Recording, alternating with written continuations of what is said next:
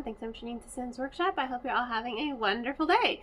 So, today we are going to be reviewing Sunrise on the Reaping by Suzanne Collins. I love this book, but oh my god, it broke my heart. It broke my heart. I loved everything about it, and you know, being a huge fan of Hunger Games, you know, I've read all the books. I've seen the first 4 movies. I haven't seen Ballad yet. Knowing what I know of the series, it just makes me understand Haymitch a little more, and it just makes my heart break for him. And I'm sitting there and I'm reading it and I'm like, oh my goodness, this poor guy, this poor kid, not even guy, this poor kid. And I'm just in shock and in awe. I feel like this is the most brutal book in the series, and that's saying a lot. And I feel like it is brutal only because of everything that Haymitch not only experiences, but how he is involved in the Hunger Games. And you're seeing, I mean, it's double the tributes, you know? It's these, you know, the second quarter quell, right? And 50th Hunger Games. And 50, no, not 50. It's double the tributes, you know? And it's just, it's a lot, you know, that's a lot that's going to take a toll on someone. And you see how he becomes, you know, invested in these other characters, and, you know, Macely and Wyatt and Lulu, Welly and Amber. Oh my god, Amber. God, Welly. The District 6 call him his doves. I mean, there's so much heart to the novel, and it took my breath away, and I'm mind blown and impressed that Suzanne Collins can once again do another book in the series, and it feels like something fresh and something new and something current as well. It feels very relevant, you know, when you're reading it. You're just like, damn. But if you're someone who's a fan of the series, it also has a lot of Easter eggs. Just like Ballad had some Easter eggs, this one has even more.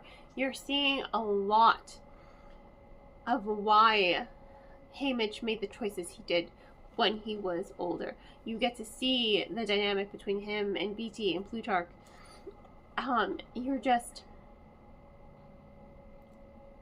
You're seeing so much more. It has so much depth to it, and it truly is an engaging novel because of that. And the way the story is broken up, you know, from, I mean, first of all, poor Haymitch being born on the reaping, got reaped on his birthday. Just that whole scenario was done in such a heartbreaking way because it was so unfair how it was handled. And then you see him bonding with people he didn't really know or understand, you know, in order to survive the Hunger Games, and then the training, and then the forming the alliances, and then the actual Hunger Games. And all I can say is this movie is going to be brutal. I mean, there is a level of brutality in this book that we don't really see in the previous books, because by the time you get to Katniss's story, they've already finessed all of the showmanship, you know? They've been doing this for 74 years. They've finessed it, well, 64, because they didn't really start doing all the theatrics until the 10th Hunger Games, right? So they've been doing this for some time. And for Haymitch, they haven't quite figured out all the kinks yet for making it truly theatrical. So, lots of bumps, just lots of, oh gosh, I don't really know how to put it into words, but it's more brutal, you know? When you're reading Ballad of Songbirds and Snakes, you're seeing it through Snow's eyes. So you, as the reader, you know it's brutal what these characters are going through. They're just kind of thrown into this arena and they have to fight. And there isn't that level of theatrics here, right? They're just like, we're going to try to add some theatrics, you know? Now we're actually going to try because we really want to make sure that people are engaged by this, that they see a point to this, right? They're trying to create loyalists and a sense of community with the capital, with the extravagance of the Hunger Games. You know, they're going to treat it as a game, like an actual event, a game. So there is a level of brutality to those deaths, but in this one, because of that emotional factor, it hurts more. You know, just think of that scene where Rue dies in the book, and if you think about that scene, that level of brutality there, it doesn't quite compare to the level of brutality in this book. And I think it's because you have all that knowledge of what's to come.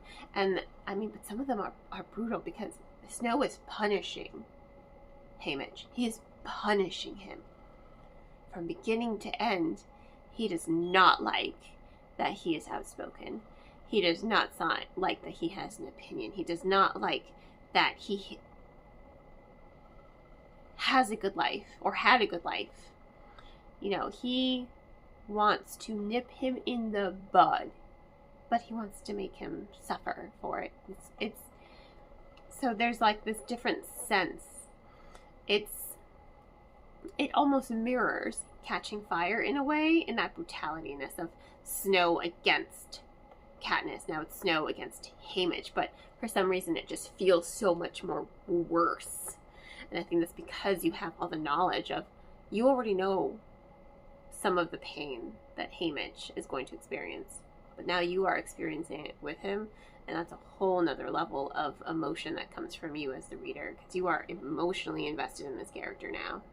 Like, you are emotionally invested even before the book begins in this character.